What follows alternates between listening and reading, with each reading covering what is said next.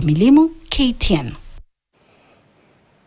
He was the late former Prime Minister Raila Odinga's confidant and legal advisor. He worked with him and could be seen in nearly all Raila's engagements. We had a one-on-one interview with Paul Mwangi on some issues, and here is part of that engagement.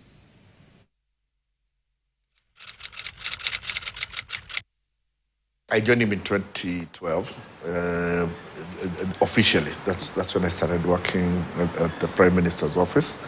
Before that, I was an analyst and columnist. So I was in the media, and I did a lot of writing and commentating on political issues, on social issues. So in 2011, that's when I was identified as a proper replacement for Miguna. And I was asked to take the position, and I took it up, and therefore started my work in 2012. So I'd say by the time of his passing, we were together for about 14 years. Worked continuously under him, for him during that time. I think one of the things that helped me throughout is because, as I told you, I used to be an analyst, so I had a good sense of politics, and therefore was able to combine the law and the politics, and I knew where the two met and how to handle the law and politics when they have to work together, and also how to resolve the conflicts between law and politics when it occurred.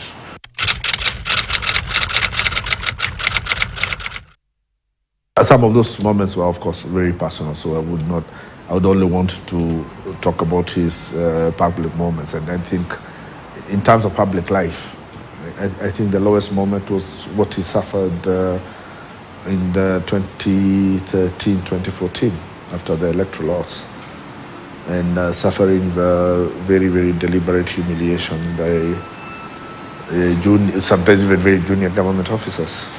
He came up from the seat, because he now came up from the seat of Prime Minister.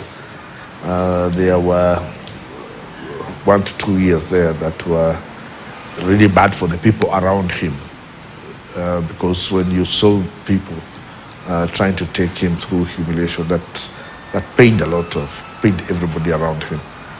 Winning the petition in 2017 was really, really great, because it showed that even the judiciary had recognized what we had always been saying, that elections were not being conducted in a transparent manner. I realized that he also always factored in betrayal, and he did not, with every human being he dealt with, he started from the point that everybody was capable of betraying him. And once he got that out of the way, then he does not deal with you on the basis of suspicion. And therefore his relationships were not based on him always suspecting that you're going to turn against him. He factored in that. He knew any human being is capable of betraying.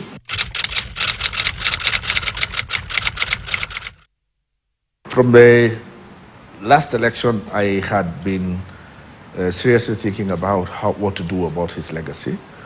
And that is why when I published my book, Legends of Azania, which I published early this year, I dedicated it to him. And I declared him a legend of Azania. And that is something I feel that I need to share with people. The lessons I learned from him are things I must share with people, because only the people who are next to him will be able to tell the rest of the country about the person they dealt with, about the person they saw.